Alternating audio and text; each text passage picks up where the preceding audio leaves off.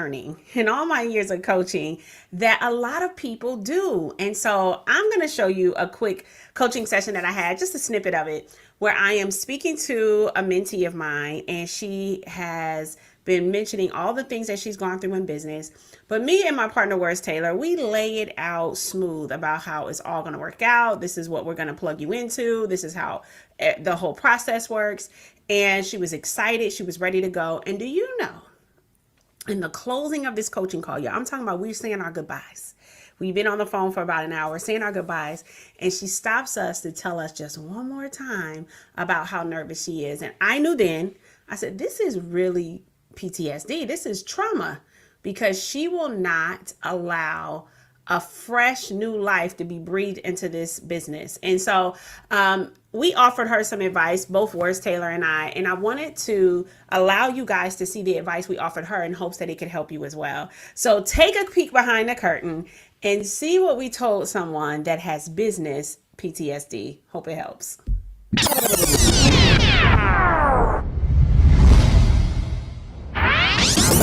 And whatever your hands touch, they're gonna turn to gold. All right, because that's just the effect you're gonna have on it. Go ahead. You got a question before we wrap?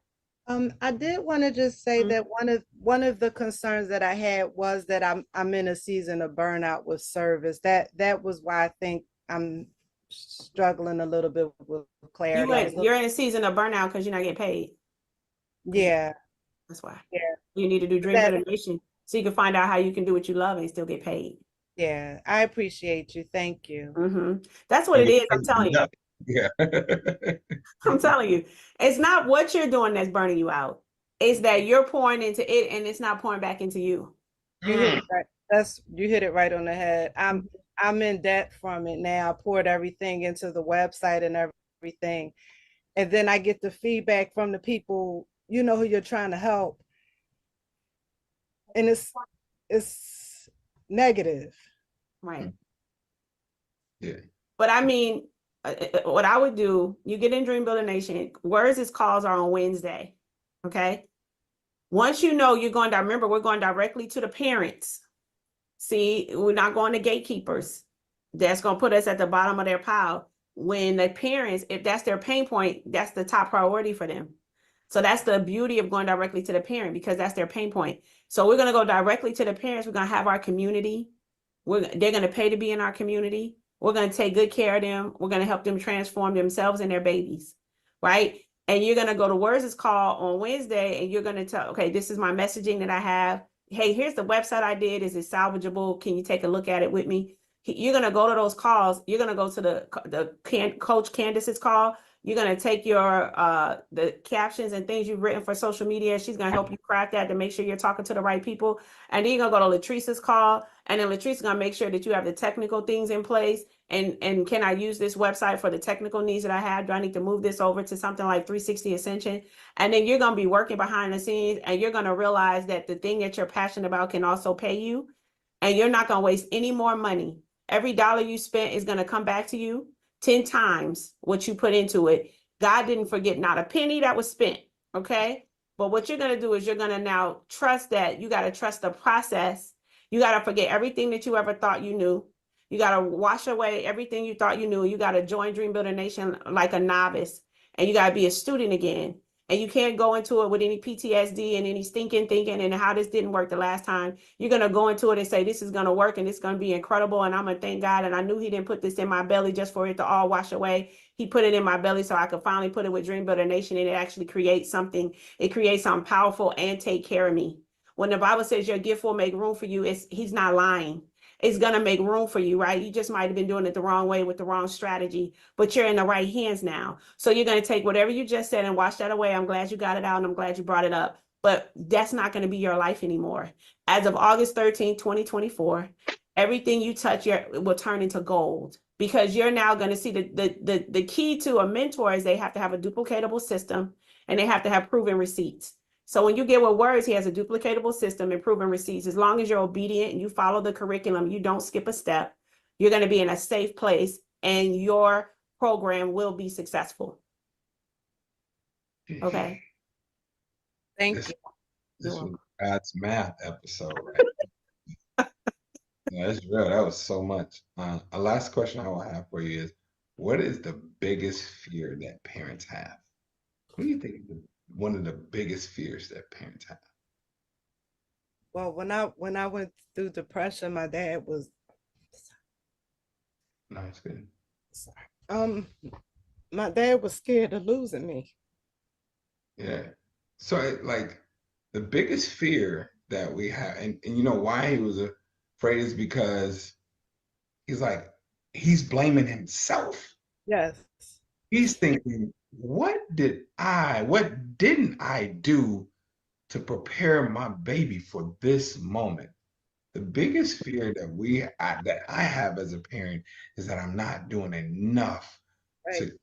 to make sure I ensure the success of my child. And that's the concern. I I don't want to handle this wrong because of what it is. You can't handle it wrong because of who you are and why you're doing it.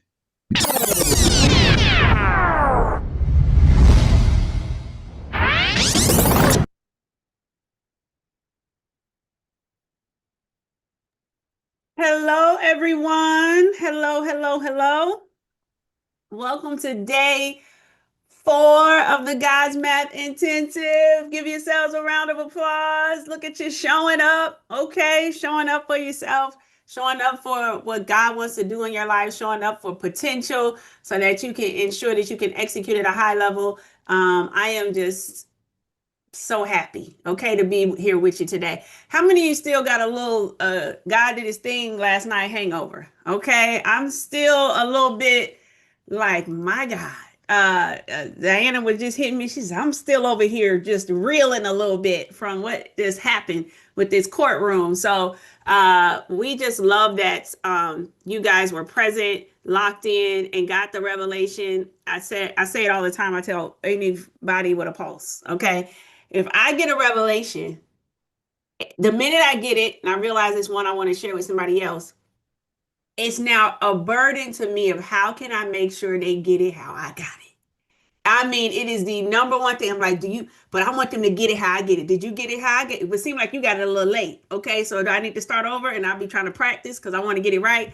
So, but it did seem like that you guys got that revelation like I did. And it's been life changing. Some of you said the courtroom is not something that is new to you to hear somebody call having a courtroom, but it being broken down that way is. And that's all I want to hear is that you can get a fresh heavenly perspective with the help of the Holy Ghost on something that is true and a new way that you can leverage that truth to be more you can optimize yourself in the courtroom. You can be more lethal in the courtroom. We want to drag our opponent just all across the courtroom. Just God, every time they see us coming with that briefcase, they like, oh, we might as well just leave her alone and leave him alone. So that's the goal. So thank you guys. Thank you guys for locking in with us and all of the feedback you guys left in Telegram.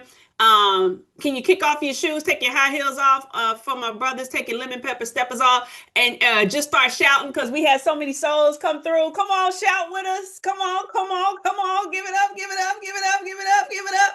And we joined the angels. We joined the angels. I'm pretty sure we sound like little ants, okay? With as loud as they are with their trumpets right now. But guess what, baby? I'm gonna be the loudest ant out the bunch and praising God with everybody that is locked in with us and now on the kingdom side, okay? On the kingdom side. So congratulations and hopefully you are able to Britt has been making her way through the call list, okay?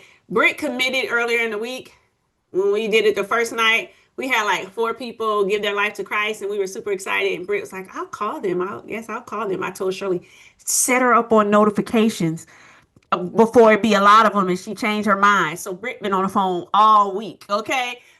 Just making sure you guys don't need additional prayer resources, have questions. And so give it up for y'all show Britt some love in the chat, okay? Because she's serving. She didn't realize she was going to be serving at church this week, but she's been a willing soul and she's been helping the people. And so we're very grateful for that. All right, so here we go. Here we go. It's got one more thing. Oh, the quiz winners. So I heard we had 72 people get 100 on the quiz. That's let me tell you something. Okay, that means you're paying attention because we had some questions on there that you had to be really paying attention. I'm gonna test y'all out real quick on one. Okay, for this is in honor of our speaker tonight. What is the code word? Okay, if we having a marriage emergency, put it in the chat. What is the code word? Okay, come on. Well, they know it's time to get on the Zoom and let's put this kingdom strategy together to salvage a marriage. You see in there working words. Okay, they've been paying attention.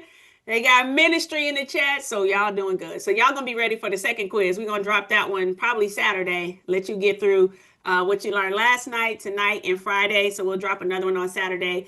And it's just a fun way for us to make sure you're staying engaged. And then we give you a coupon to use at the God's Math merch store. So shout out to y'all, the quiz winners. The emails have just went out. And that's all I'm gonna worry you with. I just want to make sure you have as much time as possible for what this heat y'all about to get tonight.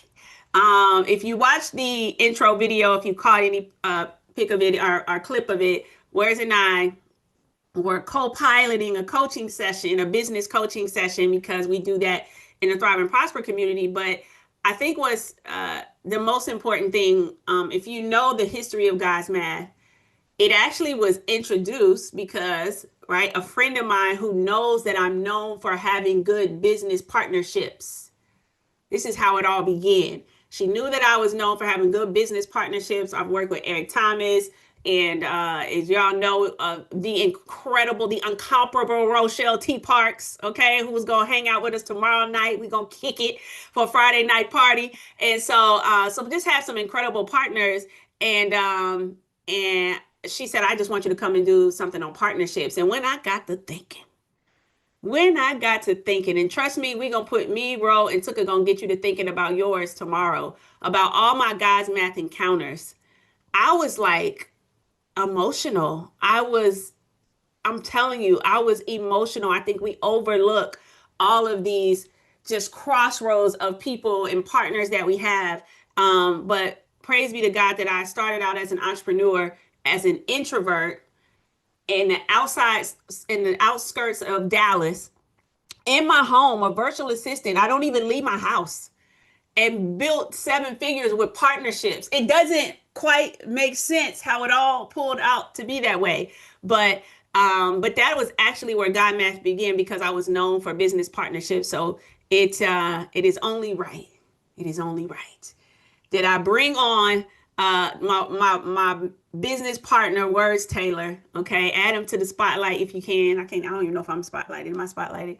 Add him to the spotlight if you can. When I bring on Words Taylor, because we really were getting a lot of questions when they saw a lot of our content went viral when I was talking publicly about my partnerships. And they were like, how do you find a partner like that? How like everybody wanted to know, how do you get a partner like that? And I just figured there was just nobody better. All right. To give you the framework for a good partner. Words and I work in partnerships with other people. And we've learned too that we have to actually have a filtration system, okay, on what's going to be a good partner, because we don't want to waste our time, all right, or theirs at that point. So Words is going to be talking about that, because I know a lot of you are looking for that in business, maybe finance, on how to find a good partner and be a good partner. So he's going to be talking to you about that this evening. Now, tomorrow, midday, I'm going to be on the midday. So y'all bring your questions, submit your questions in the Telegram. I'll be doing those tomorrow. But before Words, if you could do me one huge favor, okay? Before you get into the business talk, okay? How many of you are still feeling away? All right. The humbling that Words Taylor put on you in these marriage calls that we had. All right. Some of you single and said, I'm feeling away. I'm already feeling humbled and rebuked. Okay. So we did get a lot of questions from you, and you answered most of them on your midday.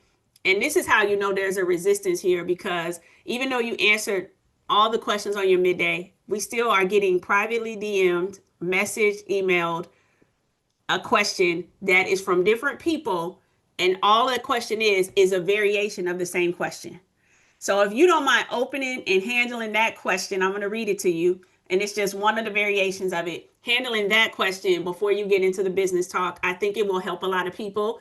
I think you've addressed this question. This is how you know it might be a little resistance, they don't want to swallow this pill. So, but I want to propose you with the question, and then I'm gonna hand it off to you. I'm gonna be out your hair. Or you don't have no hair. I'm gonna be out your hat. Healing is a lifestyle hat. I'm gonna be out your hat. So this is what we're gonna do. This is what we gonna do. Here it is. Can you talk so I can make sure your It be your audience? own people. Okay. It be your own people. But go ahead. Go ahead. Okay, perfect. This person says, okay, what if your partner refuses to stand on agreement on things? I've been married for many years and I just don't see how this is gonna work if it's just me trying. We've got 10 different from DMs to emails asking that same question. Now, meanwhile, I understand they haven't had any time to do the prescription that you gave them. It's like leaving the doctor's office with the prescription going, now what if this don't work? It's like, you ain't even did what I told you yet. So we get that they coach, that they haven't did what you told them. But what advice would you give to these people? Because they're coming to us in droves and we want to make sure we can just address it one more time before you kick off all the Kingdom Business Partnership talk. All right. So I'm going to let you take it. Start with that if you could, and then take it from there. All right. So first of all, shout out to y'all. Okay, thank you. I just want to say, Tip, you said I was cracking up. You said, what is the code word? And I saw the ministries. Everybody put ministries, and on YouTube somebody said misery, and I was just like, oh my god. So we got some work to do still, Tip. Okay, we still have some work to do. Shout out to y'all. I appreciate you all. So I want to dig into this question.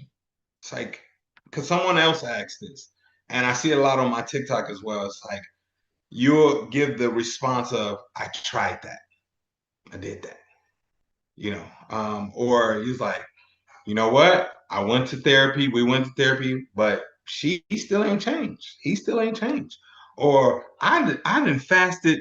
I fasted 2 times. Tiff, they done fasted 2 times for 3 hours. I gave up my breakfast and still they did not change. Like, why aren't they changed?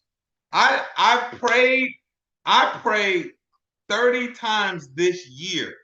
Out of 365 days, I prayed 30 times this year. And they still have not changed. So I'm done with the God thing. That's the I'm this whole little God thing and all of that stuff. All right, all of that I just can't do. Okay, I wanna read you all. I'm gonna answer this in a story. I'm gonna give you an example, but I also want to go back to the scripture real quick. And if you all remember me going to Corinthians, 1 Corinthians 7, all right, 1 Corinthians 7. Okay, so this is Paul, and Paul is very direct, okay? And I love how Paul thinks, okay? So to the rest, I'm gonna start 7:12. It says, to the rest I say to this, I, not the Lord, if any brother has a wife who is not a believer, and she is willing to live with him, he must not divorce her. And if a woman has a husband who is not a believer and he is willing to live with her, she must not divorce him. Now, here's the key part. It starts with 14. So when you ask this question of, man, what if I'm fasting and they're not coming into agreement with me? What if hold on, let's go to the word with it. 1 Corinthians 7:14 says, for the unbelieving husband has been sanctified through his wife, and the unbelieving wife has been sanctified through her believing husband. Otherwise, your children will be unclean. So remember the other version I read yesterday, it said the believing spouse can bring holiness to the marriage. The believing spouse, you can bring holiness to the marriage. And you know how Tiff talked about, well, who is your plus one? The Holy Spirit. Immediately come into an agreement that you're going to bring holiness to the marriage. For by your submission to God, you have the power to bring holiness to your marriage and bring your spouse to Christ by your submission, by your behavior, by your consistency, by your prayer life, by your commitment, by you dying daily. Oh, let's be clear. I want to be clear with this, okay? By you doing what you are called to do, you have the power to bring holiness to your marriage. You have the power to bring your spouse back to God. Even so strong as, listen, because y'all didn't ask the question, y'all didn't say, well, my spouse is non-believer, so I'm assuming they may be a believer. But this text even says the power is speaking to the power of your reverence to God. You have the power to bring holiness and sanctification to a marriage that is, when you're even married to an unbeliever. That's power. That is anointed. So I don't want you all to stray away from this. When you're like, but they haven't done anything. I haven't seen any change. My man Daniel prayed for 21 days. They said, yo, we heard you day one. We heard you day one. We have to get the archangel in here to bring this blessing to you. Like we heard you, but thank God you didn't stop praying. The angel said, I'm so glad you ain't stopped, because it was your prayer that allowed us to win this battle to get the blessing to you. And you like, God, but I prayed all last Tuesday. I prayed over my lunch break. You prayed over one lunch break. I said, stop treating God like he's magical. Don't do that. Like he's a magician. Like you or you just get 3 wishes. Don't do that. So here's what I want you to focus on. So a lot of y'all know, again, I'm on my journey. I normally say weight loss journey, but I'm on a journey of just optimizing this body. And I will forever be on this journey. This is not a journey for me where I will say, I'm going to do it for a season and we'll see what happens. I am forever going to be on the journey of extending my life. I'm going to forever be on the journey of making sure that I'm here for my kids. I'm forever going to be on a journey of being mobile and active and work. I'm going to forever be on the journey, right? And so one of the things that I cut out this time, all right, I cut out getting on the scale. When I first lost 100 pounds, I showed y'all a picture. I first lost 100 pounds. I wasn't getting on the scale. I said, I want to get life insurance for my family and I want to live my life like a 250-pound man. I said that. And I defined what that was. And in doing so, there were some boxes that I had to check off. This 250-pound man gets up at this time. I was getting up 8, 9 o'clock. I said, no. We get up at 6, 5:30, 6 o'clock. That's what time we get up. That's what time this man gets up. And in the morning, I get to check that box. And I even started to shift what we were feeding our kids. So we stopped buying processed food, cereal. Our kids do not eat cereal. They have a hot breakfast every single day. Every single day, we cook a hot breakfast for our kids because I define this 250-pound man does this. We go on date nights every single Friday. We have family day on Sunday. We go to church on Saturday. We go to Saturday service on church. I started to define it. I don't eat fast food anymore. I even put places like Applebee's in that category. Applebee's is considered fast food to me. I don't even eat Applebee's. So I started to define these things. And I said, okay, I'm no longer drinking pop. All right. And this 250-pound man is going to be mobile every single day. Every single day I'm going to move. whether it's walking, whether it's the bike, whether it's going to the gym. I didn't weigh in. You know what I did? I didn't weigh. I didn't even realize the first 65 pounds. I didn't even realize I lost it. People were telling me I lost it. They were like, "Yo, you looking, your face, your skin," and I'm like, "What? Okay, hold on, what's going on?" I wasn't even, because I was wearing sweatshirts every day, so I never paid attention to it. You know what I focused on? Somebody tell me, what do you think I focused on? What do you think I focused on? All right, let me see. How you feel, completion, scale, non-scale, consistency, your habits. Hey, I focus on the things that I can control.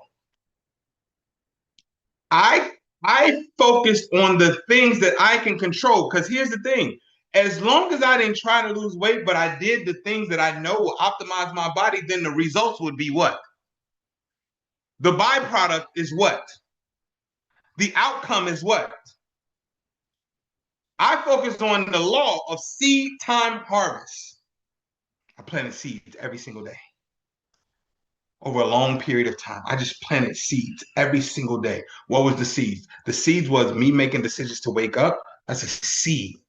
Me making a decision to go to bed early. That's a seed. Me drinking a gallon of water every single day. That's a seed. Me walking every single day. That's a seed. Me passing by McDonald's when I know that I used to love going to McDonald's and eating the stuff in their parking lot. That's a seed. Me walking past, no longer eating the gas station food. That's a seed. I'm planting seeds. Why? Why did I focus on planting these seeds? Because that's what I can control. I can control the seeds that I plant in the ground. I can go out here and dig a hole, put a seed in, and I can control myself consistently doing that every day. I can't control the outcome. But I know that if I continue to do this every single day, then what's gonna happen? What's gonna happen? I looked up and I finally had gotten on the scale. I don't even know. I believe my highest was higher than 464. But when I first got on the scale, it said 464. When I got back on it, I was like 395. I was like, oh my goodness, I ain't been under the 400s in so long. And I wasn't trying to lose weight. What I was trying to do was check off boxes consistently every single day. I just wanted to keep my promise to myself finally every single day. Most of y'all, what happens is you make a promise to yourself and you so easily break it. You quick to break a promise to yourself. Remember, I told y'all the other day, like you quick to hurt you. You quick to put yourself in I just need to hurt myself some more. So when we talk about your marriage and even business, okay, I focus on, just like now, Rochelle has me, she has me send her my meals. I can control that. Check. That's a seed planting. We ain't focused on the scale right now. She has me send her my glucose, which is at 88 right now. Okay, stop saying. If you know, you know. Okay, if you in the club, you in the club. Glucose is the 88. That's even after I ate. Okay, it's 2 hours after I ate. 88 on the glucose. Blood pressure 109/61. Come on. That's check. Check. Did you work out today? Check. Did you drink your water today? Check. Only thing I'm doing is checking off boxes. Why? Because if I check off boxes consistently enough, guess what happens? The results, the byproduct will be that, oh, you lost weight. Really? I ain't even stepped on the scale. I ain't even know. But I know that I've been planting seeds every day, and I look up and then I got all these trees coming up. I got like you got a forest following you. Really? Well, I mean, it makes sense. I've been planting seeds everywhere I go. It makes sense that the forest would be behind me. But if you every time you one day and then you gotta look, y'all know that literally they talk about this a lot. A bamboo tree, it takes 5 years before you eat. 5 years and you won't even see anything. You look at a bamboo tree and you're like, my God, this thing is not growing, but you got to water it. You still got to water it. You got to water that thing. It still needs water. It still needs light. It still needs care every single day. But they also talked about in year 5, it could sprout up 10, 15 feet. It could just sprout up. Year 5, you like, how did it, wait a minute, how you go from still in the dirt and then you just sprout up? That's what I mean by you just, all you got to do is make sure you're checking off the boxes. So what does that look like in your marriage? You don't say, well, I prayed 2 weeks. You pray until. That's now this is a part of your life. You married, you should be covering your spouse daily. You cover them daily. You don't pray for your daughter's attitude when the attitude show up. You pray for it daily. Check off the box. You don't ask God to bless your finances when you need finances. You pray for it daily. You cover it daily. This is now a part of your life. You're grateful daily. Y'all hear me? You don't look around like, okay, is it there? No, it's coming. But only thing you gotta do is pray for it daily. Look, listen, your daily prayer. This is the life. Learning, if we learn to live a life of consistency, if we live a life of consistency, then results will follow. It's a law. Seed, time, harvest. This is a law from the one that created this earth, this world, this entire universe. This, like, his word cannot come back to him void. Meaning, like, if I say this, this is not a, like, well, I know I said that, but yeah. Sometimes, look, sometimes my son be like, hey, Daddy, can we do the game? And I'm like, okay. Well, I know I said it, son. Well, just give me like 15 more minutes. That's not how God works. This is why when you pray, you bring his word back to him. Well, God, you said in your word that I can call on things that be not as though they were. That you said that. You said that. So I claim victory over this sickness or this illness. I claim abundance. I claim healing. And it's not that you do it that day. How often do you do it? How often should you do it? Daily. This is now your lifestyle. Worship is a lifestyle. Prayer is a lifestyle. Belief is a lifestyle. Consistency is a lifestyle. It's not you keep making it optional. There was a and then I'm gonna get into my message for you. Like in it. I noticed, and I've told this story to my community, that my daughter, because I was teaching her about commitment. I'm teaching her about the word commitment and what it means to actually commit, or decision between decision and commitment.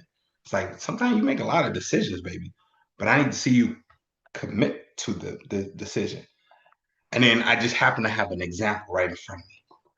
So we start school. Her principal is outside, and it's, school starts back in like August, September. So he's outside, he's waving, hey, good morning, good morning. He's got his coffee and all of those things. And I'm looking at my man. I said, okay. I see you first day. And he did this for the first week. I said, okay, baby, you see. He decided to come out here, and we both had a conversation. I said, baby, let's see how long he does this. We're about to learn the difference between decision and commitment. Okay?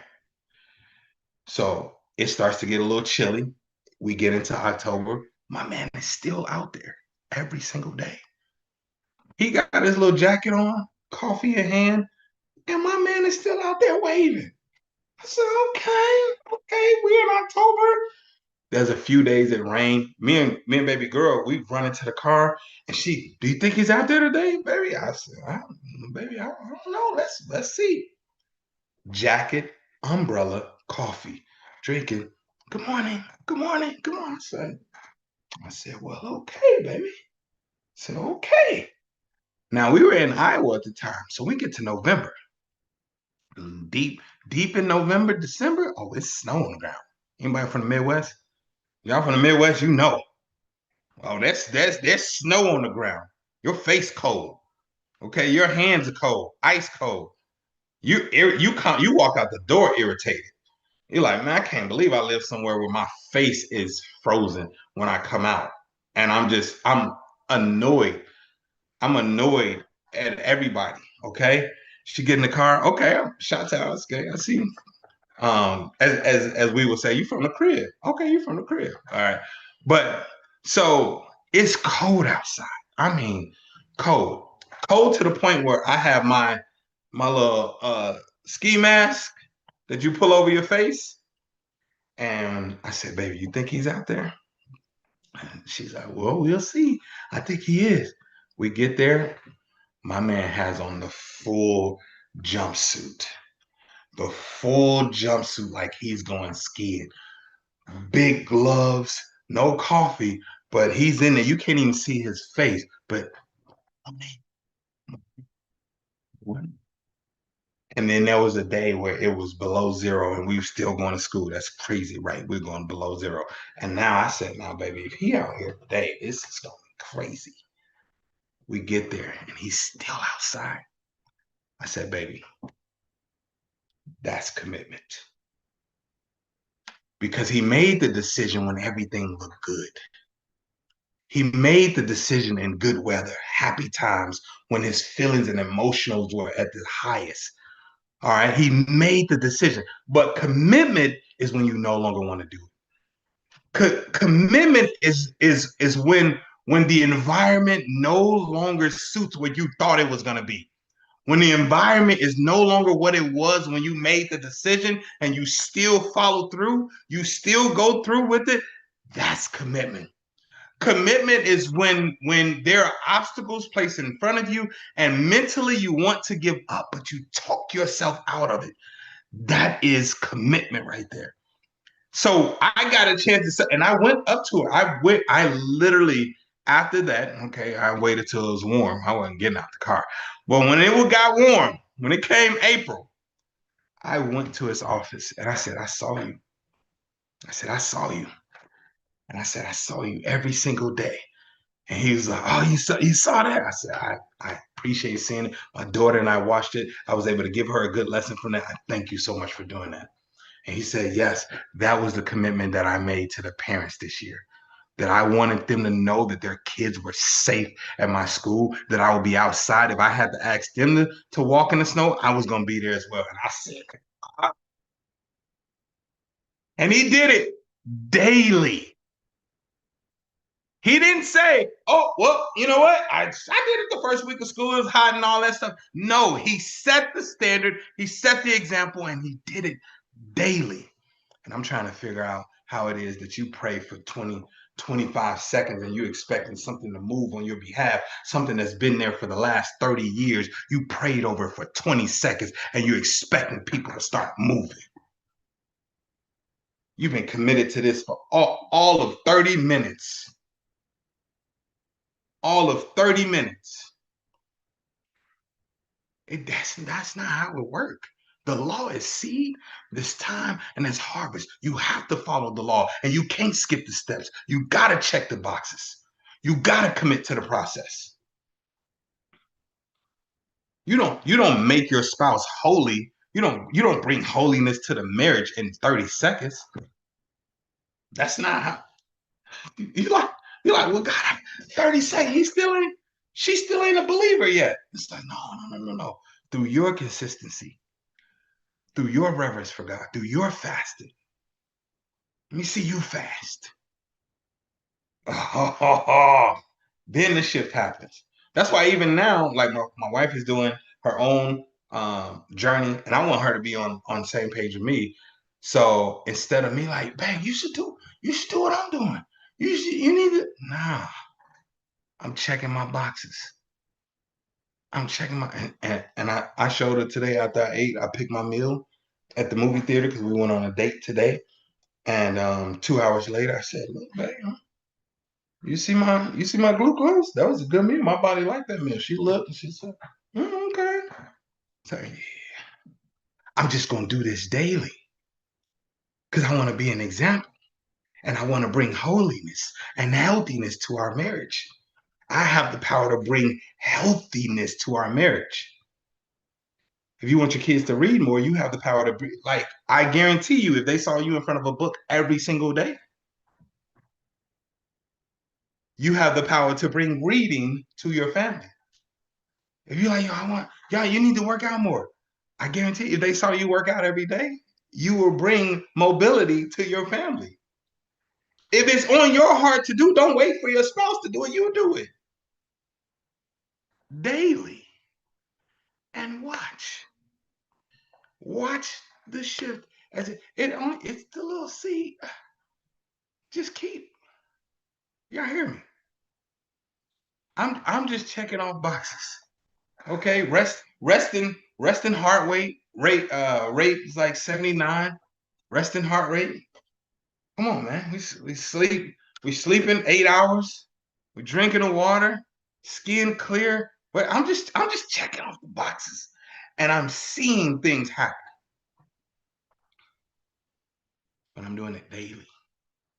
Okay, so let's talk about. I want to shift, and I want to talk about what does it take for you to have a kingdom partnership, and then I also want to talk about what you should be looking for. First of all,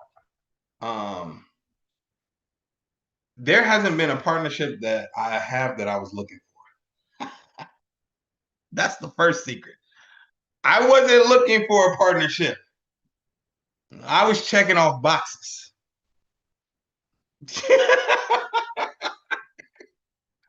I learned something and I was executing. And I executed. Listen, let me tell you something.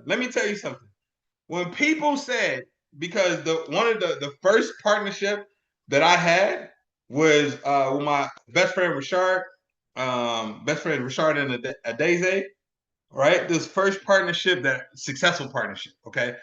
The unsuccessful partnerships I was looking for. This is craziest thing ever. I was like, okay, no, I ain't gonna move yet because I need a partner, man. And then I was like, ooh, so I talked to them about it and they seem excited. And then I end up doing all the work. And then I'm trying to carry them with me. It's like, nah. But look at this. My friends and I, we were in a network marketing business. And I started learning about how to market and do funnels and build websites in order to start getting sales and all of those things. And then I started implementing this in my business. And I wasn't looking for a partnership. I just said, okay, I'm gonna try this out. And my guy, I'm like, yeah, I'm gonna just try with Richard.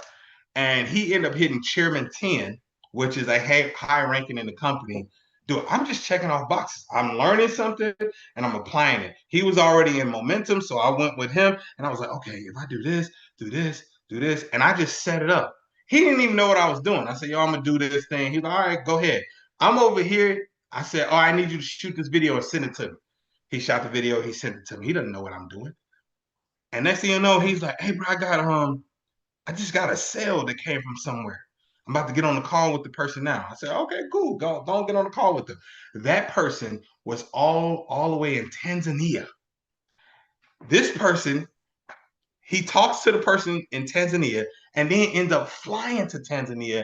And then he gets hundreds of people in his organization from that one contact from a funnel that I set up. I'm just checking off boxes. And then guess what? From there, they like, yo, we should do this. I said, yo, we should do this for y'all business. And they're like, let's do it. So we end up doing it. We have a percentage. Yes, my best friends, godparents to my kids, black and white contract. Hey, let's write this up first. I love you, you love me, but let's go ahead and get this in black and white first. Cool. And now we were in business together. And then as I'm trying to continue my learning, I then joined a program with Eric Thomas, and I just started teaching the people in the program what I knew. I held my own call on Wednesdays, and I started teaching the thing that I knew. And then next thing I know, ET's operations hit me up and says, "Hey, E's been seeing what you're doing in the community. He want to know, can you do that for him?" I sure can. I sure can. I sure can. We can send over a contract, proposal, all of that stuff. I ain't know nothing about sending a proposal contract, but guess who did? My wife. She got that ready quickly. Okay. And we sent that over. And next thing I know, I was business partners with Eric Thomas, #1 motivational speaker in the world. And people were like, "Oh, you made it. Now you winning." Now I said, no. I've been winning. This partnership is the byproduct of me winning. Let's be clear. This is the byproduct of me checking boxes off every single day. I wasn't even, I just finished launching some stuff with E, and then they're about to do another event, and then I get a text from Nikki Saunders, is like, "Yo, Tiff want to work with you." Okay, who's Tiff? How she know me? What's going on here? And they're trying to do an event, and they want to do a launch in a month. No, I'm good. I don't even want no parts of that. I'm good. And then I got another text from somebody else. They're like, "Yo, you sure you don't want to do it? We'll raise your percentage, all that stuff." No, I'm good. I'm good. Next thing I know, I'm getting a message and a call from this Tiffany lady. First, like, who is this telling me no? Like, she ain't never heard no before. You know what I'm saying? So now she's kind of like, "Yo, I got another client, Rochelle T. Parks. This is what I want to do." And I'm like, "Yo, what's the timeline? What do you need the timeline to be? I'm gonna key in on some things in here. What do you need the timeline to be? I need this much time." Okay, cool. And I need to do this, and I need to talk to her, and we need to do this, and this is what. And if you would agree to that, then I'm good. She said, "Bet." And next thing you know, I'm in a partnership with Tiff, and now we're in a partnership with Ro. And from there, we just start, as we grow. Every partnership has come to us, and there's not a person that we partnered with that has not grown 10x. My own assistant just sent me a message, said, I've never, this is probably the biggest payout that I've ever received. Do you hear me? Everything we have touched, praise God, everything that we have touched has grown 10x. And we weren't looking for these partnerships. All right. These are partnerships that happen. Why? Because we were executing at the highest level. And that's attractive. A person in their mastery, doing what they do, head down, going, checking off boxes, that's attractive. Because I promise you, if you work in the things that you're gifted at, you will attract a person that is gifted in the things that you're not. I don't do anything with the administrative part. The administrator is just details. It's too much. But all of a sudden, here comes Tiffany. Here comes Tiff. Like, "Oh, I love administrator. Okay, look, we do this and we put systems and all. You do all of that. I'm gonna do this." I was sending out emails every single day, and I was putting commas every other word. I was putting commas. Every other word had a comma. But there was a girl on my email list, and she hit me up. Was like, "Hey, I saw the email you sent. It's a beautiful email. I would have wrote it like this." And after the 4th time she did that, I was like, "Well, you come right on." I'm just checking off boxes. I'm executing at the highest level. I'm operating in a spirit of excellence. And I attracted the person that was like, "Hold on, no, this is not your gifting right here to be, this typing that's not your gifting, but it's mine." Okay, you come do it then. Come on in, come do this then. Okay? All right. So I want to give you all 10 things. Okay? I want to give you 10 things that we should be looking at. 10 principles of a great and phenomenal partner. Okay? Y'all ready?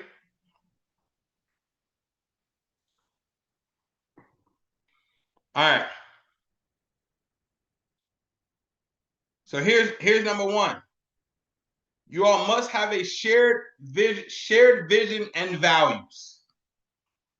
Shared vision and values. The Bible says in Amos 3:3, can two walk together unless they are agreed? Can two walk together unless they are agreed? All right. There was just a few, maybe a month or something ago. Every time, anytime my wife and I want to do something, I want you all to see this. We partner in a lot of things. We have to partner in daily in life. If she has a perspective and I have a perspective, we don't move into those perspectives align. Until my concerns are cured and her concerns are also cured. These things have to be cured first. I need to feel heard and she needs to feel heard as well. That's important. So if I am at a point where we're always, how we can't be partners if we can't come into an agreement. I just hit Tip today and I was like, hey, Tip, you know what? I know we said this, but I'm thinking we should just do this. Her response back, I'm good with it. Let's do it. We're in agreement. And if she wasn't, she's like, I don't like that. And we know each other well enough where I've done a whole idea and she would respond like, that idea sounds stressful. I hear it and I just get stressed. I just don't like it at all. Okay. And you know what? That doesn't mean that we do the idea anyway because of my ego. That means that let me cure what is happening where that idea sounds stressful. I want to hear you. I want to make sure you're heard in this situation because we're partners. As a partner, we want to both be great. So if we can't come into an agreement, then we won't make good partners. If we can't come into an agreement, not saying that we have to think the same, that's not what I'm saying, but I'm saying we have to be able to come to an agreement. All right. If we can't come into an agreement about anything, it's like, this partnership not gonna work. I'm gonna tell you that right now. Okay. Y'all with me? Okay. Number 2, trustworthiness. Proverbs 27 says, the righteous who walks in his integrity, blessed are his children after him. Better shut up. You better shut up. You better shut up. The righteous who walk in integrity. Listen to this. Listen to this. Me walking in integrity. Blessed are my children that come after me. You think that I'm about to be out here falsifying and not moving in integrity and ruin my kids' blessings? My integrity gives my kids what? Okay. It said, blessed are his children after him. By me walking in integrity. So look, I want to show y'all what it looks like. I want to give y'all an example of what it looks like. Because again, I didn't ask for the partnership, but these are things that I needed to see, that we needed to see. Okay, cool. Rochelle, like, because we're partners with Ro. Rochelle has given me and Tiff our payout, and we're like, okay, cool. We moved on. A week later, Rochelle calls back like, yo, I'm so sorry. I double checked the numbers and I was off by this much. I just sent it to y'all. And we're like, and yeah, it was like, maybe it was like $400. But the amount doesn't matter. It could have been 3,000. The amount didn't matter. It could have been $1. Ro wants to be in integrity. Ro, like this dollar ain't gonna mess up what I have going. It's not gonna mess up the blessings that my kids are about to walk into. I refuse. She literally called us back. I was like, hey, I already sent that over. But I just let y'all know, I just went over the numbers again and all of those things, and I found it out. Somebody else, all right, somebody else would have been like, okay, well, it is what it is. You know what I'm saying? You know how this can happen? I will put this will be this, like this number 2, this will be 2A. The partnership can't be led by money. If it's led by money, then that would also be the destruction of the partnership. It can't be led by greed. Because if it's led by greed, then you all are you're going to be disconnected because you're trying to are you trying to get me? You trying to get me? These thoughts, I don't have these thoughts in the partnerships that I've had. And because of that, there are some partnerships where they have gotten me and I quickly ended them. And I'm like, what the? I ain't used to stuff like this. Hold on. How you even get in here? I'm not used to this type of behavior. This is destructive. So if the partnership is built on money, then that can be the destruction of it as well. That's the thing that guides the other person. I want the money. I ain't saying there's nothing wrong with making sure you're profitable, but that can't be what it's built off. When we work with Ro, I'm like, yo, Ro, we need to do, we're gonna do it this, and we're gonna do these prices, and we're gonna. She's like, no. Man, I gotta think about the people, man. Y'all, if y'all hear Ro, I gotta think about the people, and she repeats herself. I gotta think about the people. Words, no words. I got the people. This about the people. This my name. Words. This is my name. I want to work with that person. I want to work with the person that says, I care about God's people. I care about stewarding the people well. That's who I want to work with. That's the partner. You will see it. And y'all should do a project together. Before you start getting LLCs and we going to the bank and we getting don't even get the contracts yet. Hold on, let's just do something together. Let's be on a bowling team or something together. Let's do something together first. Let me see how you are when you stressed. Let me see how you act when we losing. Let me see how you act when we winning. Character, hey, look, you can't hide character. You can only fake that for so long. This person, they're not gonna be able to hide who they really are. And you know, Maya Angelou said, yo, and when a person show you who they are, you better believe them. You better believe them. Number 3, strong communication skills. Let our conversations be always full of grace, seasoned with salt, so that you may know how to answer everyone. Colossians 4:6. Our conversations have to be seasoned with salt. I have never, ever gotten into a yelling match with anybody in my partnerships. I have never, ever had to feel like I needed to mute myself or I could not express myself. We have always created a safe place for us to be honest. That's why when Tiff doesn't like something, or Ro doesn't like something, or Tuka doesn't like something, or whomever doesn't like something, they don't have to be like, well, yeah. It's like, no, I'm not feeling it. So okay, what we not feeling? We're gonna have a conversation about it. We're gonna have a conversation. Our communication always has grace in it. Even the communication that is identifying something we did not like. No, I don't like that. That idea is terrible. Oh my goodness. And it ain't like that. You're stupid. That idea is it's like, no, that's stressful. I feel stressed. I don't like this idea. Okay, well, what don't you like about the idea? There is the communication. If you all are unable to communicate, and this could be you, if you can't communicate, it's going to be very hard for you to have a partnership. Because then what happens when you are not able to communicate? You have unspoken expectations. And unspoken expectations will leave you disappointed every time. Unspoken expectations will lead to non-productivity, which will cause resentment. This is something that my wife and I had to really dig into. She's like, babe, why? But you could have just went there. I'm like, hey, babe. Ooh, I said, babe, that's not fair. I'm not thinking in that way. You think completely different from me. I just tell me. Don't set me up for I don't need to do a pop quiz.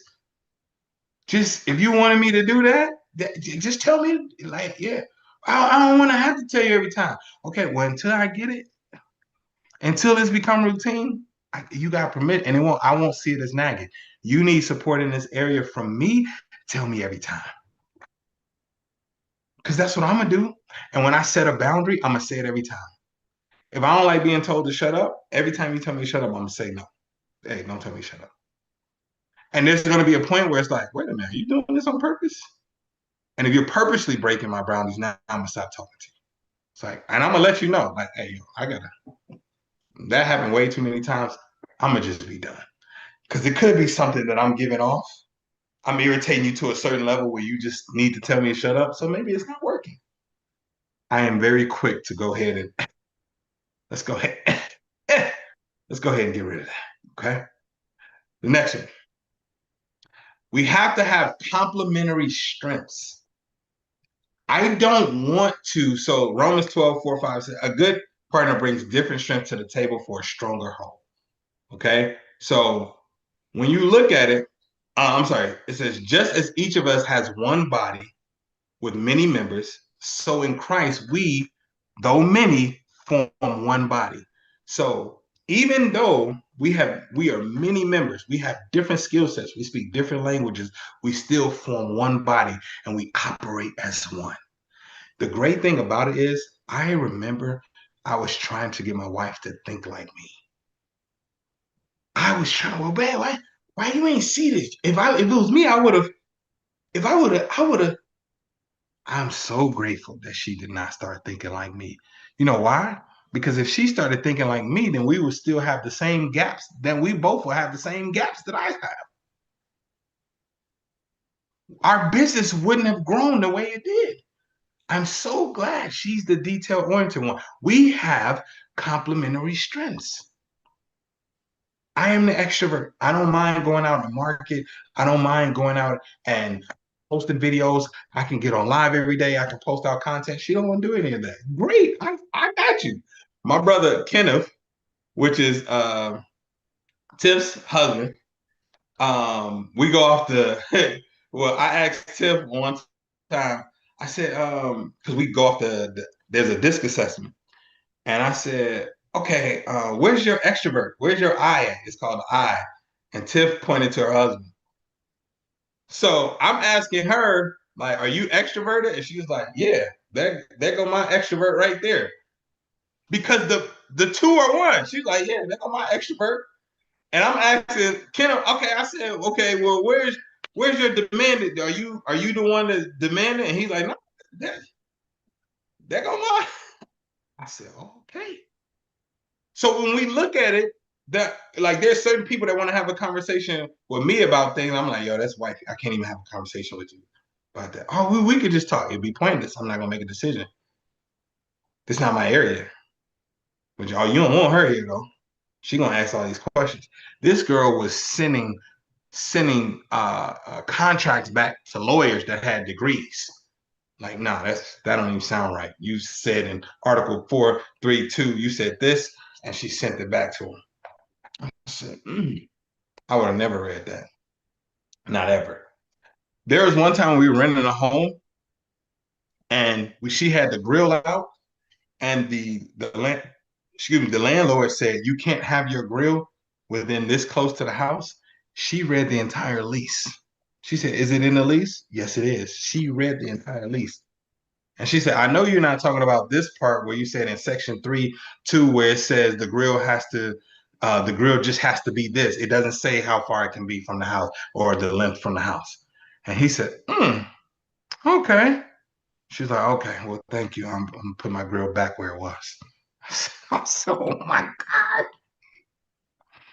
Thank God that she does not think like me.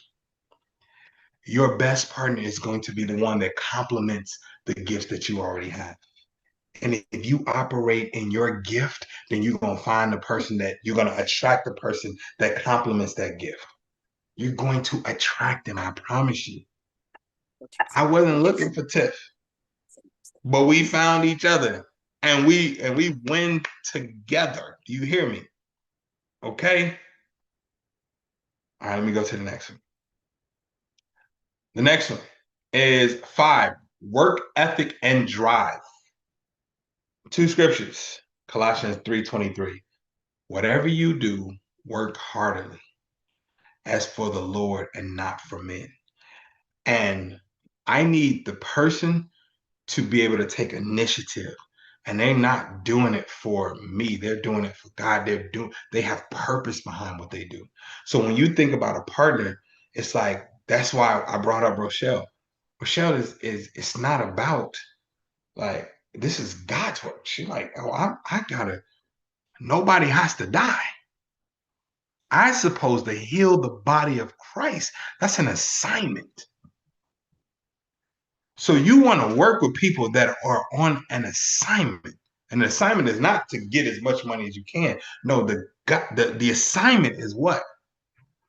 Come on, y'all. If y'all was at Millions, you already know. The assignment is what? Until all have heard. Until all have heard. That's the assignment. We're trying to win souls. And if they're not on the same thing, then that's why the partnership cannot grow. That's why you can't connect. That's why it's not until all have heard. And they don't want to hear. You're starting to see, look at some of these influencers that were posting the cars and the houses and the chain. They're under fire right now. A lot of them are under fire right now. They're getting broke down. They're scamming and all of these things. Like, look at them. Where they started from. How did they attract people? With material things. And when those people didn't get those material things, the promises and all of those things, then what happens? You are on an assignment, and you need to find a person that is also on assignment. Next one, Proverbs 13:4. The soul of the sluggard craves and gets nothing, while the soul of the delight is richly supplied. So a business partner should work with excellence, not laziness. If you have to listen, if you have to keep reminding them of what you all said you need to do, then that's not it. We come together, like I'm telling you, we come together and we be at the end, like, so me and Tim, we have a Monday, Money Monday call every single Monday. I'm talking about 2-3 hours. Sometimes we meet in person and it's 4 to 6 hours. And after that, we sit back like, okay, okay. I'm talking about, we get to a point where we're excited about Monday coming, excited about working. You know why we can be excited about working? Because we're on one mission, one assignment. Our skill sets complement each other in one assignment. And I promise you, as you direct yourself to the assignment that you're supposed to be on, and you stop trying to make money, you stop trying to get money. Money is a byproduct, y'all. Money is the byproduct of you doing what God has purposed you to do, what God has asked you to do.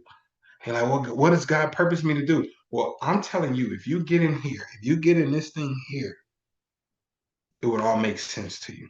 And the only reason it makes sense is because there is, for instance, my wife has she has a really great skill set of being able to read something and dissect hard things into just simple teaching. Everybody, you think that's natural. You're like, I could do that. Okay. That's needed.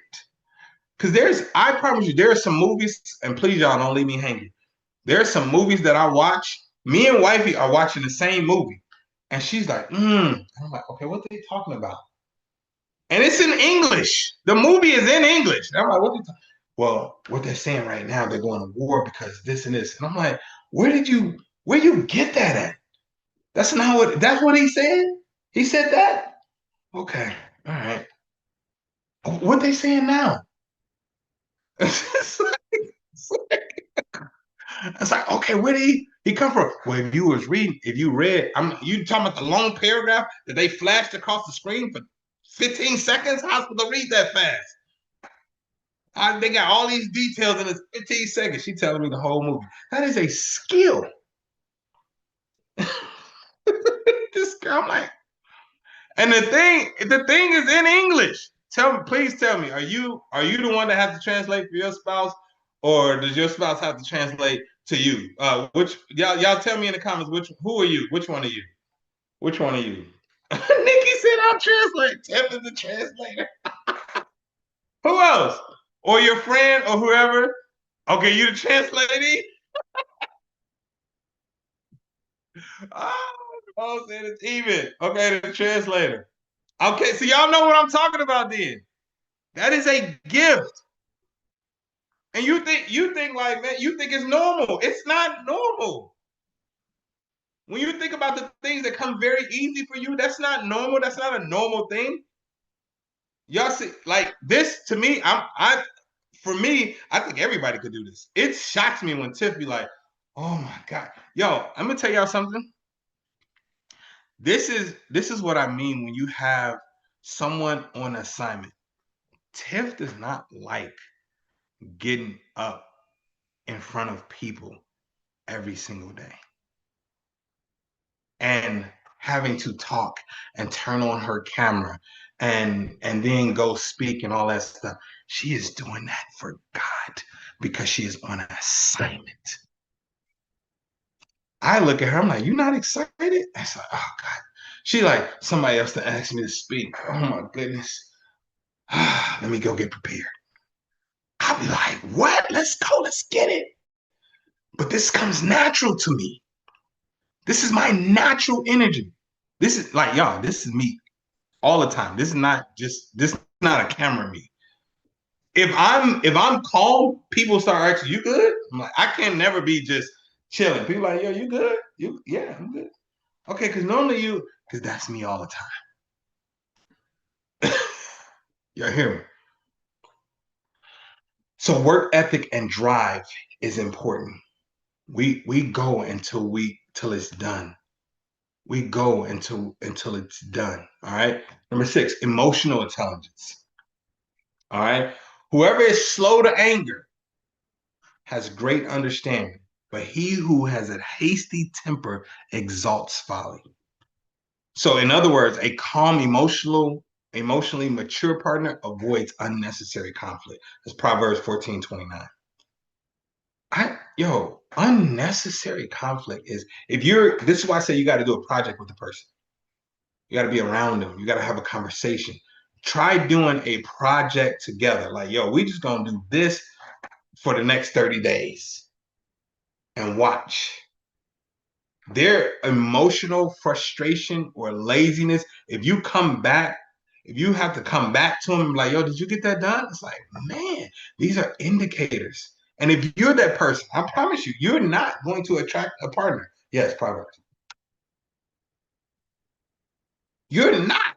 No one, I do not want to work with someone that I have to you said you can do this. Why I gotta check back up on you? You said you wanted to do this. Why I gotta babysit you? Anybody you have to babysit, I'm trying to tell you. And if you're the person that you always say, I'm gonna do something, I'm gonna do something, I'm gonna do something, I'm gonna do something, and you don't do it and you don't finish, I'm telling you, the first thing we would see is like, nah, you can't be my partner. I'm trying to tell you.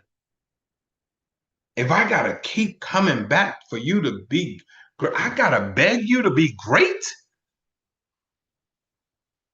You mean to tell me I gotta beg you to be great? Nah, I can't do it. And let me tell you something. If I would, before you even start considering a partner, put yourself on a do some, make a commitment to you. You gonna partner with you. Partner with you for the whole fourth quarter on something. And see. You might find that, dang, you ain't even a worthy partner. Partner with you for this whole fourth quarter. What that look like? Do something simple, like, you know what? For the next 4 months, I'm gonna make my bed every single day. And if you already make your bed, to pick something else. I'm about to make my bed every single day for the next 4 months, 5 months. Partner with you, and let's see, can you keep the commitment to yourself? For the next 4 days, I'm gonna wash my face in the morning and at night, like I've been saying I was gonna do. Let's see if you do it. And then you'll realize that no, it's not gonna be the partner that's the problem, it's you. And it's your inconsistency that does not attract people that execute at this level. You can only track what you are.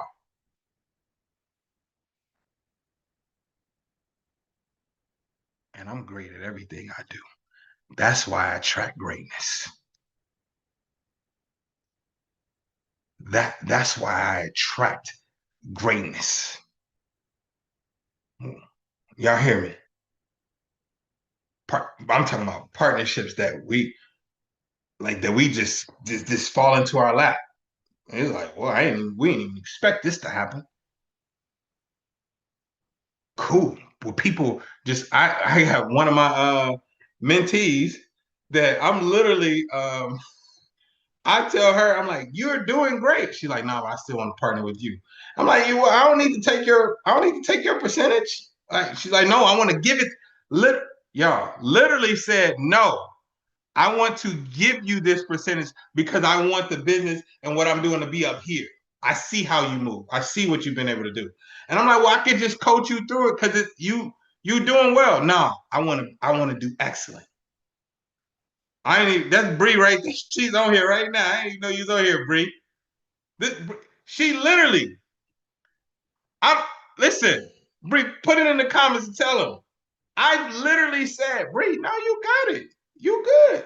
You good. She's like, nah, but as soon as this, I want to give you the percentage. Whatever percentage you ask for. I said, my goodness. My goodness. Why? Why does she want to do that? Because we have shared vision and values.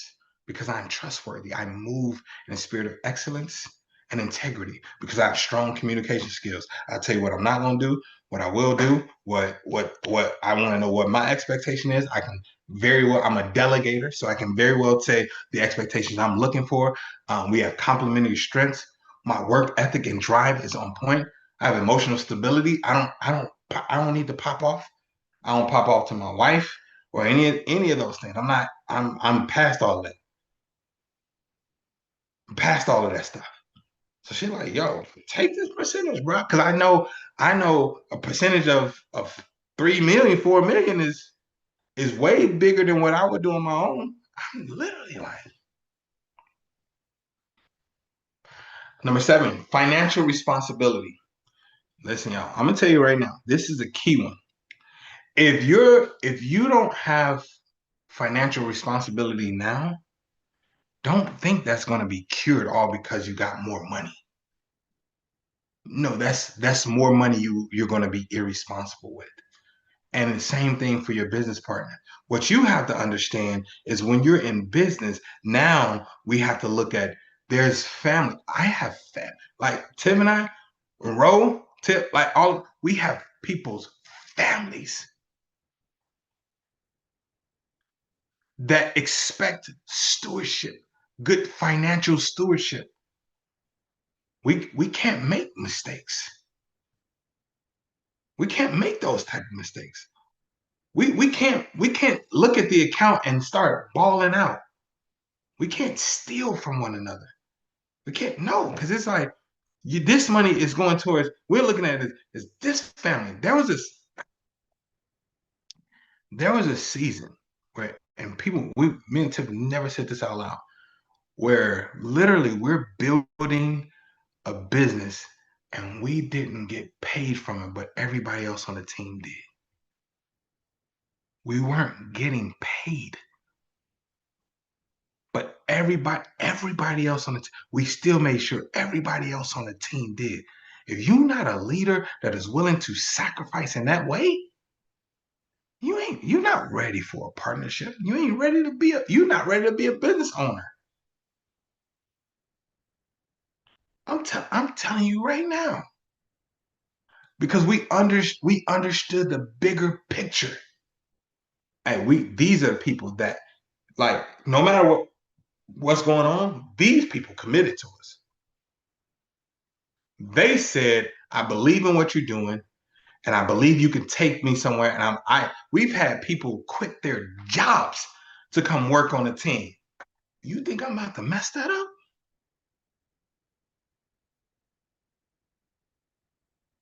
Understanding your decisions financially matter when you're a business owner. Your customer is going to trust you, and they're going to give you some money.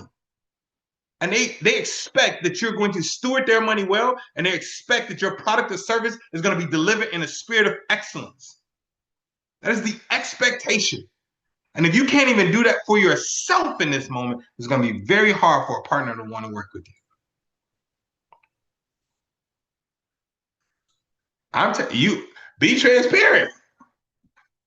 Ask your partner, do they have a savings account? The person you're looking at. What you got in your, you got a savings? What's in there?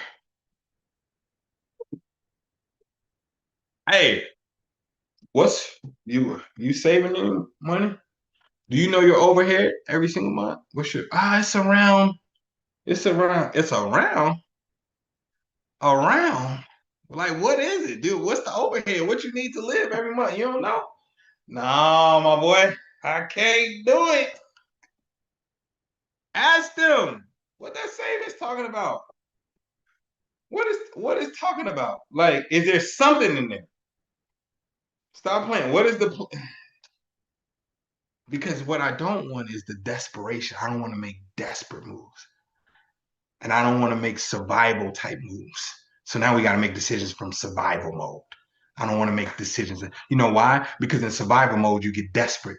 And desperate decisions mean you don't do it in quality because you're trying to, hurry up and get this done so you can get to the next one. Or you shortchange yourself. Now we wanted to charge 10, but now we're taking 3. Now the customer gets to dictate our prices because we're being desperate. I don't want to move like that. I want to be able to say no. I want to be able to say no. And we're not going to compromise. That's what we're not going to do. Hey, my boy, I ain't got to see the savings, but talk to me about it. Like, talk to me about what's in there. Number 8, resilience and grit. Let me also say this. I'm talking about when you understand this partnership that you have, this is going to become your family. Like, Tiff is my sister, my big sister at that. Yeah, you know what I'm saying? Big sister. Okay? Family. There are projects that me and Tiff do stuff together. There was a project that I was doing. I got the client, signed the contract, was working with the client, and Tiff hadn't even started working on it for 6 months, and I still sent her money every single month. Every single month. She ain't touched it, looked at it. She don't even know. I ain't talked to her about the client. I'm still sending her 50%. 50%. And every time when she's doing the same thing, I'm talking about I had one meeting with her about the project, and I moved over here. And then she's like, oh, yeah, here, send me an invoice for this. Send me an invoice for this. And I'm like, what's this for? Oh, okay. What you doing over there? You did something with that? Okay, all right. Well, okay, well, send me another one next month. Send me another. Keep these. Don't just send me one now. And they're literally projects where we haven't even, but I'm still just giving.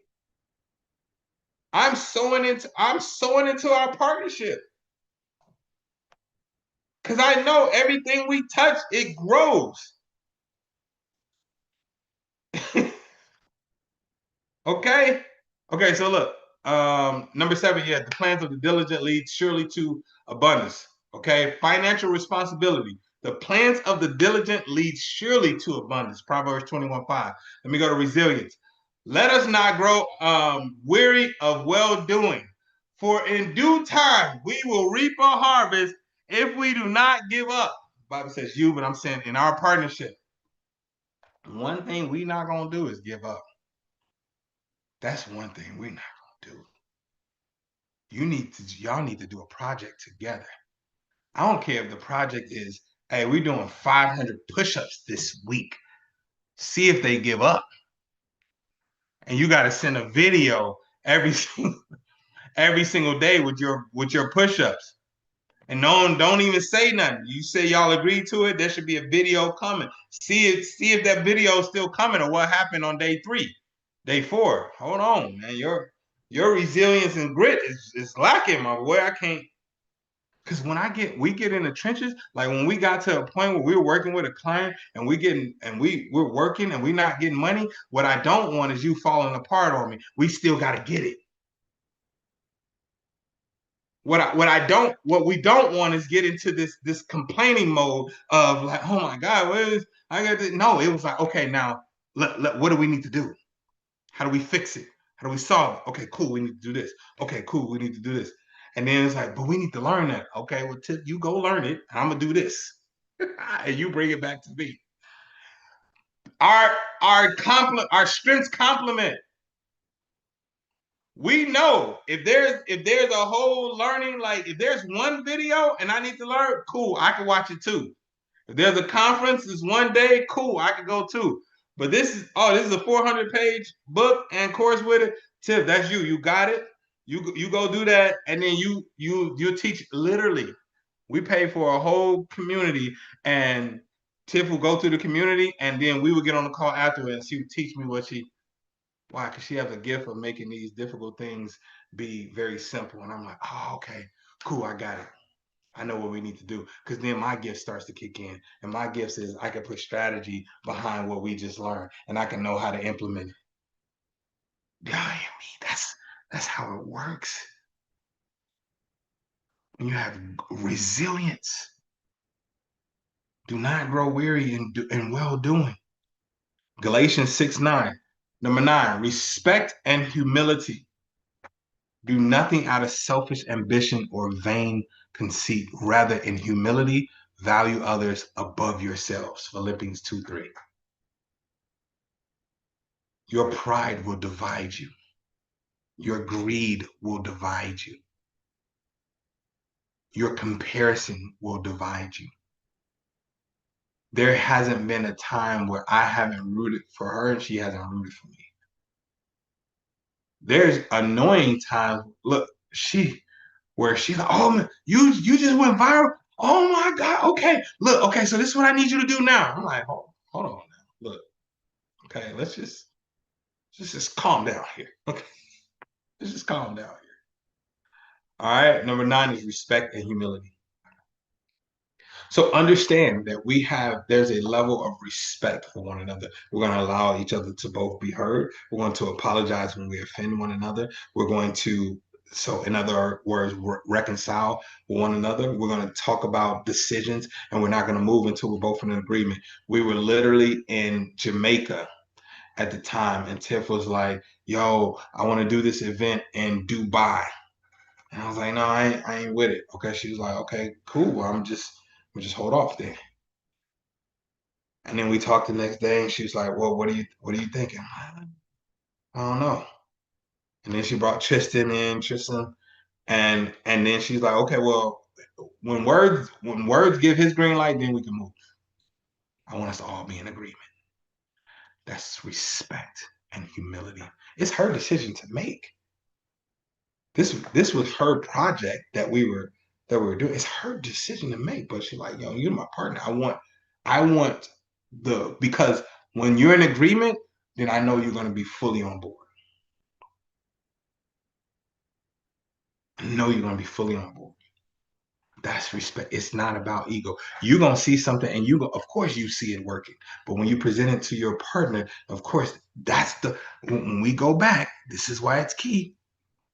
When you go back, it says complementary strengths, meaning they see gaps where you don't. Where you don't see gaps, they see gaps. You just see the win based off of your skill set, but you don't see the gap based off of their skill set. And number 10, faith and moral compass. In all your ways, acknowledge him, and he will make straight your paths. Proverbs 3:6. If you all are not equally yoked, if you all are not on assignment, if you all are not keeping God first, it's going to be very hard for you to be partners. I will tell you this. Something that Tiff and I, we do a lot of these 5-day intensives and challenges for our clients and for ourselves. And all of them are about, typically it's because we're trying to, make a profit off a product or a service. And both of us were like, oh, you know what? We forgot to talk about Thrive and Prosper, our community. And we both said like, no, that's not what this is about. This is about the kingdom. And neither one of us was like, oh my God, but we missed the whole, we had 800 people on Monday. We missed the whole opportunity. No, but we got 4 souls. Four people gave, you can't put a price on that. 4 people gave their life on Monday. And then Tuesday, she texted me and was like, bro, we got 11 souls. I said, oh my God. Hey, make sure you don't sell nothing. This is about the kingdom. We're aligned in that. How many partnerships can do that? Can be in front of 800 people, or know that 1,000 people will watch this and they not try to monetize it. Our faith and moral compass is in place. That's key. Hey, don't worry about it, because we know the Bible. Seed, time, harvest. We know the Bible. And we know if we fed the people correctly and we fed them properly and we fed them with integrity and we were a good steward of you all's time each and every night, then we know as we do other things, you all will show up. It's okay. God has blessed us to not have to, every time we get in front of people, buy something, got something. Praise God that we're blessed in that way where we don't have to be thirsty out here, where we can literally just feed the people. And we both was like, yo, this right here is reward. This feels so good. I'm gonna be honest with y'all as I'm closing. Look, I'm telling myself as I'm closing.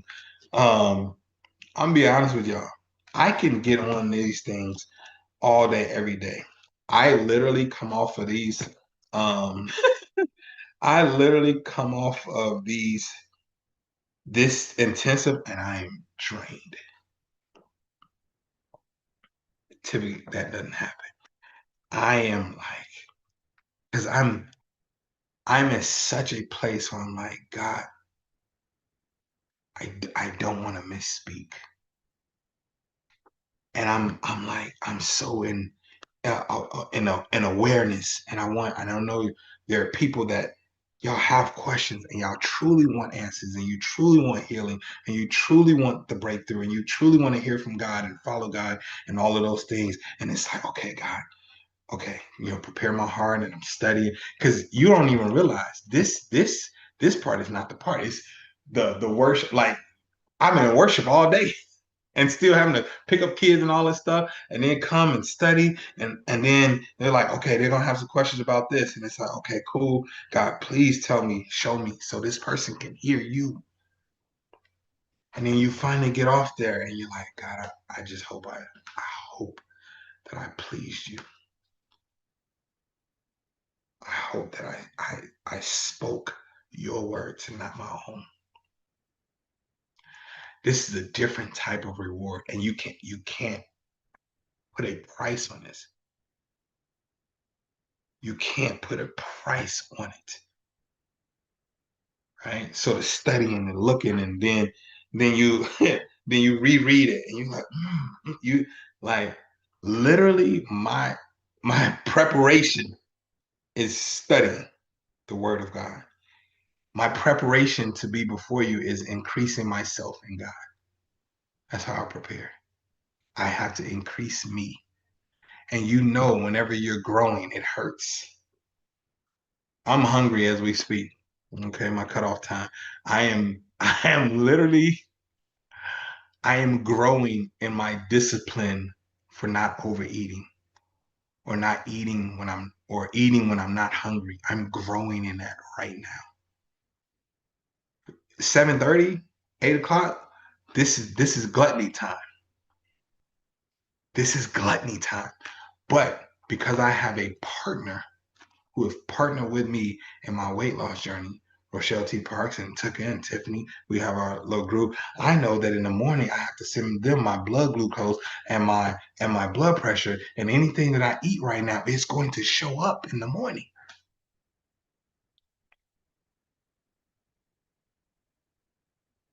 I have partnered with them on me living because I want to eat. But I realize that increasing me is how I prepare to win.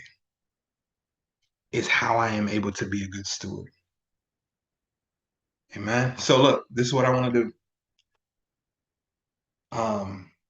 As we've done this week, and there's someone that literally as a person now that you've listened, you've heard. There goes my song. I can't. I wish I could sing. Listen, if I could sing, y'all, boy, I mean, y'all right, the finger. That finger, because my song is, I know Tiff gave her song yesterday, but mine is that I sought the Lord and he heard and he answered. I sought the Lord. That's why I love, oh boy, I could. But there's someone that you've been seeking more. And more so, it's like, God, I believe, but help my unbelief. Who is that? It's like, yo, I believe, but just there's parts of me that refuse to believe. There's parts of me that still doubt. There's parts of me that has never seen what you're talking about. There's parts of me that don't believe that this can even happen. Somebody said me. Somebody is like, yo, there's parts of me that I hear y'all talking about this guy that still I don't even believe that part. I mean, I believe it, but Bible says, eyes have not seen or ears have heard. I promise you. If you were to commit your life to Christ, clarity will be upon you. Why? Because, oh wow. Because of the clarity that is necessary for God. Okay? So what I'm saying is, because of the clarity that is necessary to live a life for Christ, you will have to go in here. And in here, you see how every question y'all ask, we can go to the word. Bible says, like, this is my man Solomon talks about this. Maybe it's in Ecclesiastes, maybe, where he talks about there's nothing new up under the sun. It's like there's nothing new. Every question that you all are going to ask is an answer here. And if I can get you to open up this, and if I can get you to commit and recognize that a long time ago, you were supposed to die. Your great was not supposed to be here, but God saw fit to Ecclesiastes 1:9. Okay, I knew it was in there. Okay, you see, I know. Okay. Your boy be in it. Your boy be in this thing. Now there is one book I will read. Okay. All right. but we were supposed to die, but yet we're still here.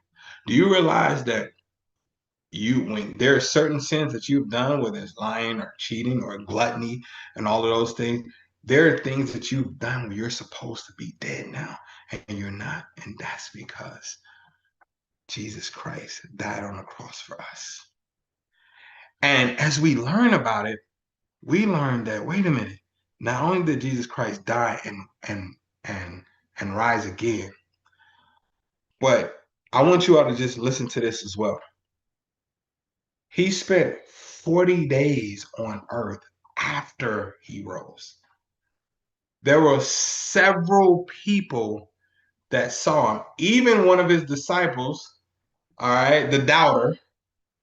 One of his disciples was like, I ain't gonna believe nothing until I need to see the holes in his hand. Okay? I need to see the holes in his hand. And Jesus went and visited him. Thomas, yeah?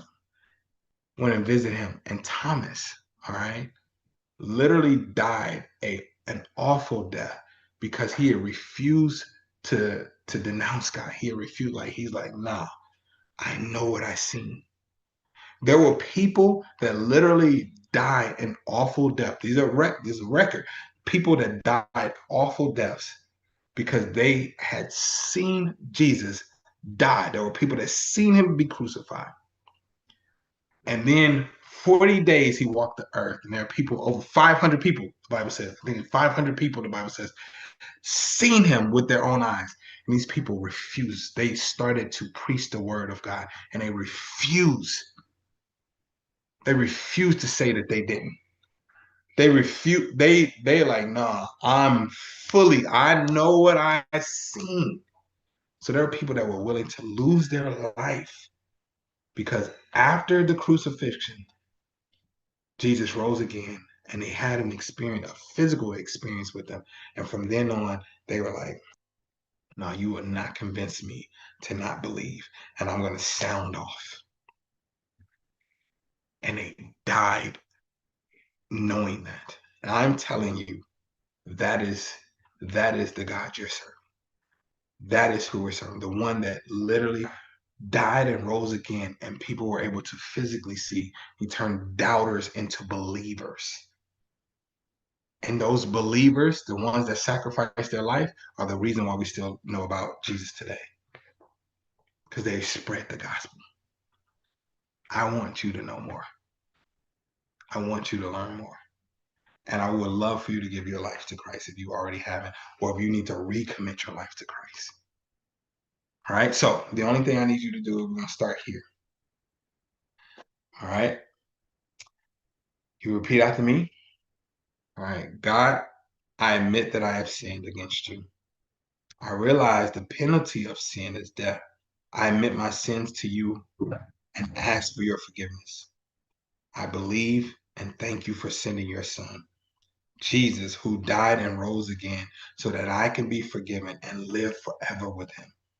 I confess and surrender my life, my plans, and my goals to the Lordship of Jesus Christ. I pray these things in Jesus' name. Amen. All right.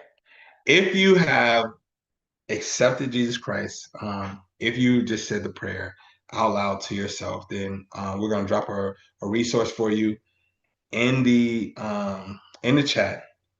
And there's going to be more resources on like, what does this mean? What does this really mean? What did I really just do? All right. And then, you'll get a call as well and prayer, and then we'll, help you process of helping you find a church and maybe even getting to the point where you want to get baptized and all of those things. But you get to be a part of my family. And guess what we get to do together? We get to be on assignment together. We get to be a part of the greatest partnership ever. The greatest partnership ever. And that's being fishermen of men. We get to go out and spread the gospel together. We get to do that together until all have heard. Until all have heard, we get to do this together. So Can I get the prayer words of sin so I can pray? Absolutely. Absolutely. I'll drop it in the chat here. Amen. I'm going to drop it in the chat for you right now.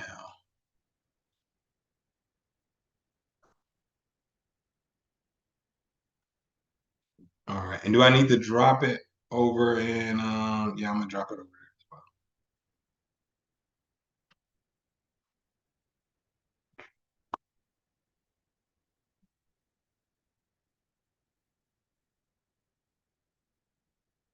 Drop it in the chat as well over on YouTube.